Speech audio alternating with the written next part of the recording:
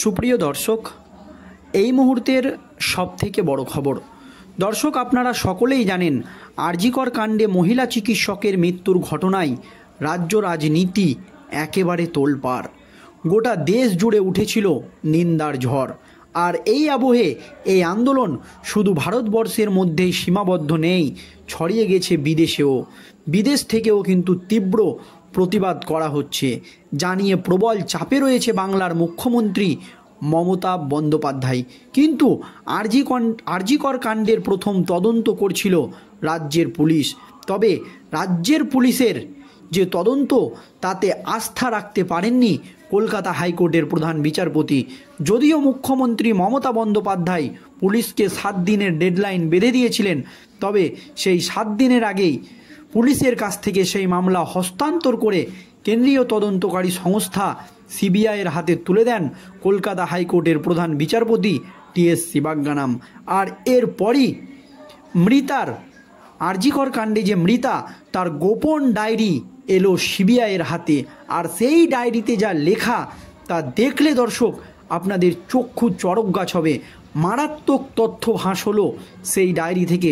দর্শক, আপনারা সকলেই জানেন এই আরজিকর কাণ্ডের দিন যত এগোচ্ছে, ততই কিন্তু একের পর এক পর্দা ফাঁস হচ্ছে। দর্শক, কি লেখা রয়েছিল সেই ডায়েরিতে জানাবো আজকের এই প্রতিবেদনে আপনাদেরকে। কিন্তু দর্শক, আপনারা সকলেই জানেন যে এই আরজিকর কাণ্ডে এমন একটি পরিস্থিতি তৈরি হয়েছে যে রাজ্যের পুলিশ কিন্তু এই আরজিকর কাণ্ডকে বা আরজিকর কাণ্ডে যে মূল মাথা, তাকে কিন্তু বাঁচানোর চেষ্টা করছে।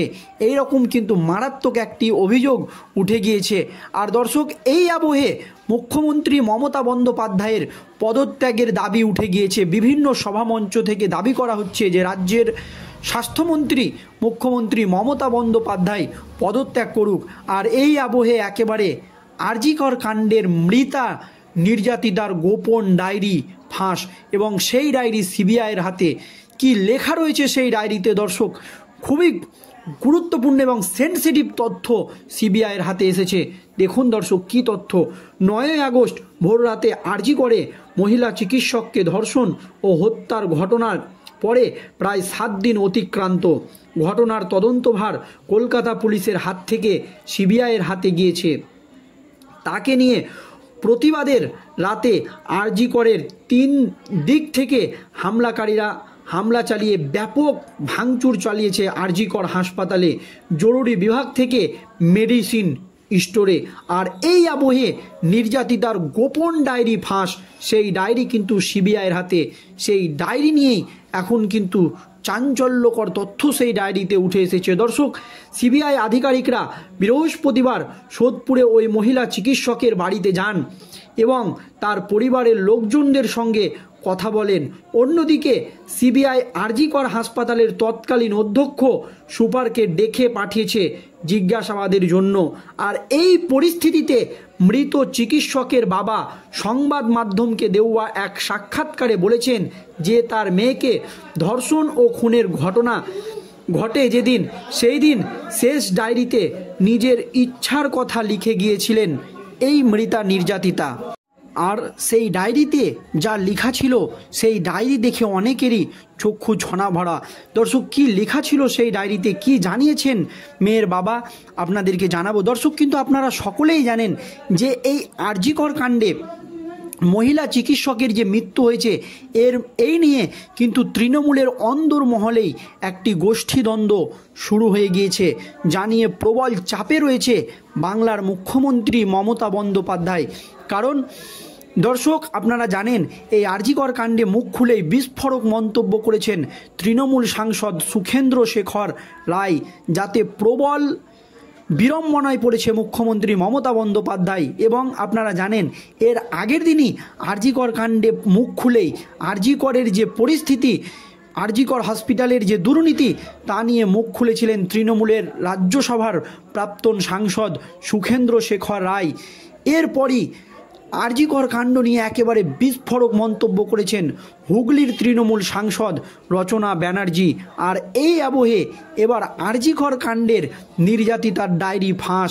আর সেই ডায়েরি দেখে চক্ষু চড়ক গাছ সিবিআই আধিকারিকদের। আর এই পরিস্থিতিতে চিকিৎসকের বাবা সংবাদ মাধ্যমকে দেওয়া এক সাক্ষাৎকারে বলেছেন যে তার মেয়েকে ধর্ষণ ও খুনের ঘটনা ঘটে, মানে যেই দিন ঘটে সেই দিন শেষ ডায়েরিতে নিজের ইচ্ছের কথা লিখে গিয়েছিলেন তার মেয়ে। কি কথা ওই চিকিৎসকের বাবা জানিয়েছেন, তার মেয়ে স্বপ্ন অর্জন করতে প্রতিদিন 10 থেকে 12 ঘন্টা পড়াশোনা করতেন। মেয়ে এমডি কোর্সে গোল্ড মেডেলিস্ট হতে চেয়েছিলেন বলে জানিয়েছেন তিনি। এই কথা কিন্তু এই ডায়েরিতে লিখে গিয়েছিলেন। দেখুন দর্শক, তার আকাশচুম্বী স্বপ্ন যে এমডি কোর্সে মেডেলিস্ট, গোল্ড মেডেলিস্ট হতে চেয়েছিলেন। এই মৃতা মহিলা যা দেখে হতভাগ কেন্দ্রীয় তদন্তকারী সংস্থার সিবিআই আধিকারিকরা। কিন্তু 9ই আগস্ট ভোরের ঘটনার পরে এই মুহূর্তে তাদের জীবন ছিন্ন ভিন্ন হয়ে গিয়েছে বলে জানিয়েছে ওই চিকিৎসকের বাবা।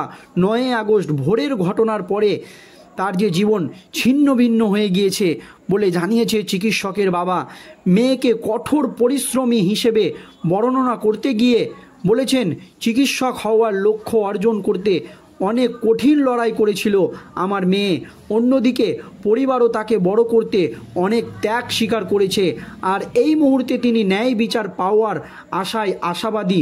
কোনো কিছুই এই শূন্যতাকে পূরণ করতে পারবে না, তবে অপরাধীর শাস্তি হলে তিনি কিছুটা সান্ত্বনা পাবেন বলে জানিয়েছেন ওই চিকিৎসকের বাবা।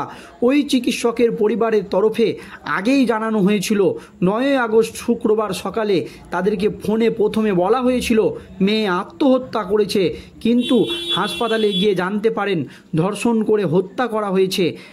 রাতে সহকর্মীদের সঙ্গে খাবার খেয়ে বিশ্রাম নেওয়ার সময় চেস্ট মেডিসিনের রুমে তার উপর হামলা হয়। ময়না তদন্তের রিপোর্টে জানা গিয়েছে ঘটনাটি ঘটে রাত 3টে থেকে ভোর 5টার মধ্যে। আর এই আবহে মৃতার যে ডায়েরি ফাঁস হয়েছে, যে গোপন ডায়েরিতে তিনি লিখে গিয়েছিলেন যে এমডি কোর্সে বা এমডি কোর্সের যে পড়াশোনা সেখানে গোল্ড মেডেলিস্ট হতে চেয়েছিলেন। এই আকাশচুম্বী স্বপ্ন ছিল এই মেয়ের। সেই স্বপ্নের কথাই মৃত্যুর আগের দিন ডায়েরিতে লিখে গিয়েছিল এই মহিলা মৃতা বা নির্যাতিতা বা ধর্ষিতার শিকার হয়েছিলেন। দর্শক, যা দেখে চক্ষু ছানা ভরা কেন্দ্রীয় তদন্তকারী সংস্থার আধিকারিকদের। তবে এক রাতেই সেই স্বপ্ন একেবারে ধ্বংস হয়ে গেল। দর্শক, এই মহিলা নির্যাতিতার ডায়েরির শেষ স্বপ্ন নিয়ে আপনাদের মতামত অবশ্যই কমেন্ট বক্সে জানাবেন। ভিডিওটি শেষ পর্যন্ত ধৈর্য সহকারে দেখার জন্য আপনাদের সকলকে অসংখ্য ধন্যবাদ।